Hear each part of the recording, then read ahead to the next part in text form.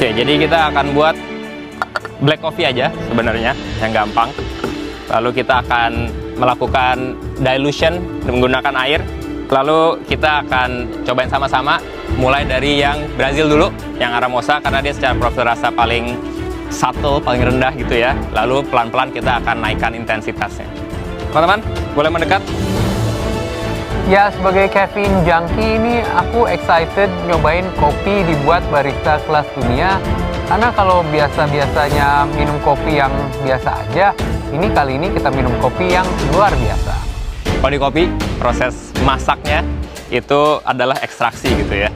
Ekstraksi ini terpengaruh oleh besar kecilnya api. Kalau kalian api, kalau saya temperatur air gitu ya. Jadi yang ini akan dimasak di 95 derajat Celcius. Semakin besar apinya atau semakin tinggi temperaturnya akan semakin cepat terekstraksi. Semakin rendah, dia akan semakin lama ekstraksinya. Gitu.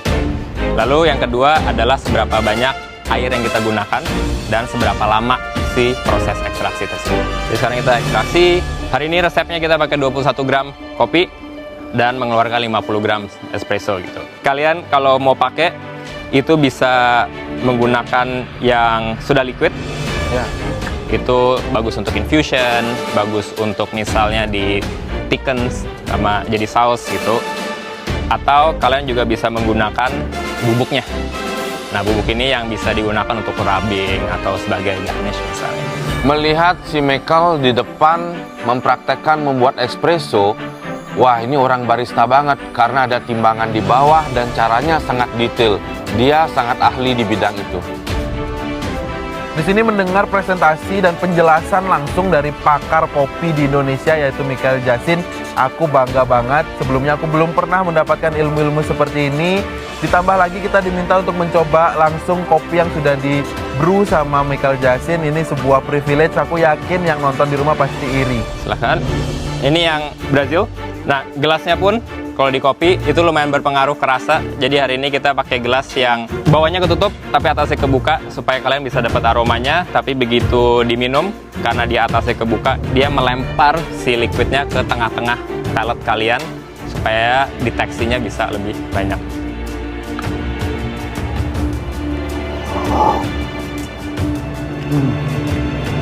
Wow, menarik ya. Ya, jadi yang ini karena kafeinnya rendah, dia juga secara tingkat kepahitan yang paling rendah dibandingkan yang lain. Lalu karena dia kopi Brasil, ada sedikit nuttiness-nya juga. Ini baru kopi sebenarnya. Hari-hari kita minum kopi nggak bisa. Kalau sudah habis, ya ini yang kedua. Ini dari Kintamani. Warna gelas itu ngaruh nggak sebenarnya? Good question. Selama ini orang nggak terlalu terpikir, tapi ada beberapa research yang kebetulan researchnya dari sensory scientist di Brazil namanya Dr. Fabiana Calvario yang bilang kalau warna gelas itu mempengaruhi persepsi rasa kita, gitu ya. Putih netral, warna pink bikin lebih manis, warna hijau atau warna kuning bikin acidity lebih tinggi. Bukannya merubah rasanya, tapi merubah persepsi otak kita untuk rasa tersebut, gitu ya. Kopi ketiga, kopi yang mungkin paling mahal hari ini. Ini adalah Jensen Geisha. Nah, kalau Geisha dia signature-nya adalah citric acidity yang lumayan tinggi. Jadi orange, lemon, pomelo. Tapi dibarengin dengan floral jasmine dan juga rasa honey atau rasa buah-buahan kering, dates, raisins, gitu ya. Ini kopi paling enak yang gue pernah minum seumur hidup. Gila sih. Ini benar-benar pengalaman yang aku nggak yakin bisa terulang lagi seumur hidupku. Kopi Panama Geisha itu yang paling stand out dan nikmat sekali. Ini kopi terenak yang aku pernah coba seumur hidupku. Di sini aku benar-benar menikmati dan terkesima sama kopi yang mahal banget yaitu si Geisha ini. Karena itu aromanya nggak ada yang bisa ngalahin sih. Itu enak sih memang. Nggak bisa dipungkiri. Nah, ini biasanya kalau Geisha paling mudah untuk mengamplify rasanya adalah menggunakan ingredients yang rasanya mirip, citrus ya. bunga-bungaan atau juga Berry menggunakan berry bisa karena tadi ada berry-nya juga. Dan terakhir adalah kopi Kolombia. Ini namanya Ají Bourbon, walaupun lebih sering disebut Ají. Nah, yang ini ini beda secara aroma dan secara rasa yang paling intens. Ya. Intensnya itu kalau dicium baunya kayak peach. Iya, Gitu kan. iya. Ya.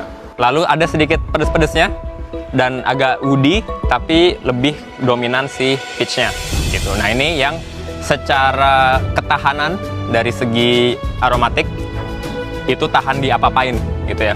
Dikasih dairy bisa, dikasih buah-buahan yang lain masih keluar rasanya, aromanya gitu. Apakah bisa lebih enak kalau dicampur susu daripada diminum black, given ini sekompleks ini?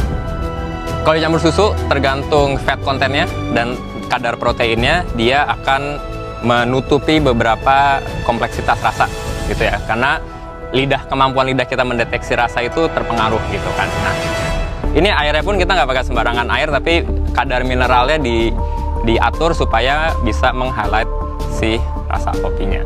Kalau pH air yang paling bagus untuk kopi biasanya sekitar 7.